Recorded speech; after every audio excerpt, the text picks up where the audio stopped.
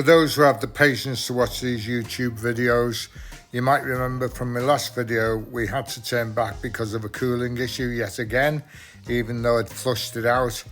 I did manage to flush it out again on the way back, sailing back, but I decided to get it back to the moorings and try and sort it out once and for all.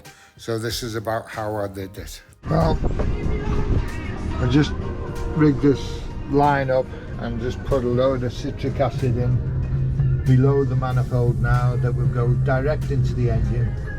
Still no water coming out the bleed section, although interestingly enough, if I put a screwdriver in there, look at that, that's some form of deposit. It feels like salt. I'm not going to taste it because there's loads of acid in there as well. So the idea is to add 8 of these anti-salt tablets in here, and hopefully that will start to clear out the salt throughout the engine. Got enough salt in here to start selling it.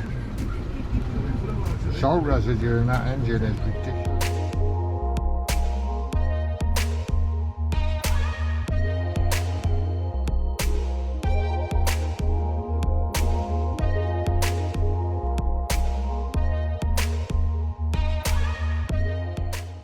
After the first cleared out, the time now is to actually flush some fluid through, and this is more citric acid, this time going to the base of the engine rather than at the top, which we've been putting it in.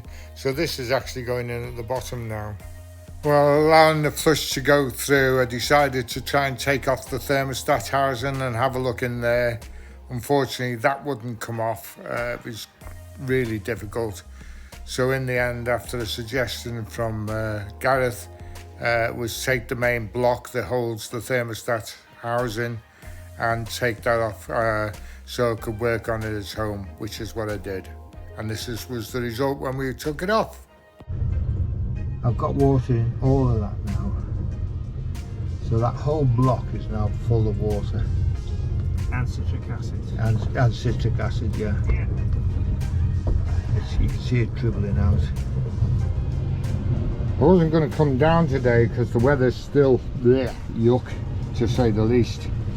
But it's not too bad. The wind's calmed down. So we'll give it a go and see where we get.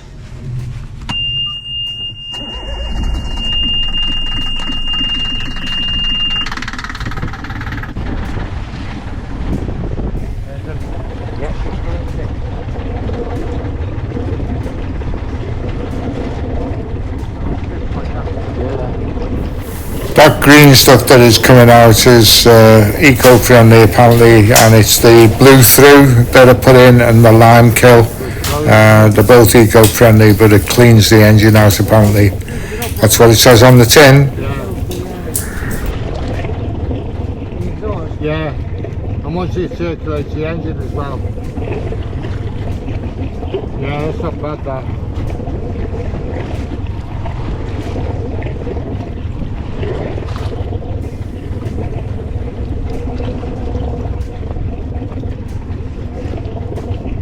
After a while I decided to run it at higher revs, and I left it running for 2 hours. This was the result after 2 hours. The water had cleaned up and it was constant. It was still smoking more than I wanted it to, but I think that's because of the additive that I put in the diesel, because the water's not on the torque. It's a lot better. Well, the idea is to run this now as fast as we can. Water's pumping out really well, giving some flow out there.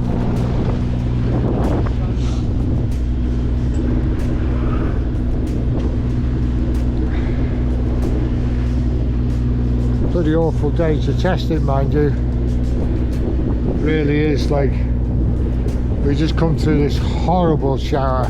It's terrible. but water's pumping out really well by the looks of it. It's hard to tell because it's so deep in the water. I don't know, I can't remember it being like that, but then again it was something I never ever looked at, so it was something I never noticed. Anyway, but so I'll get some pictures while we're here. The trial's complete.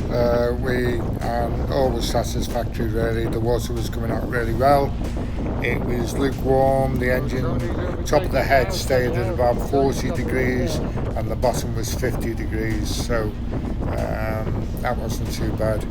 And here you can see Inca just in front of us. He's sailing back to the moorings, having competed in a race. So that'll do us, donkey, and thanks very much for watching.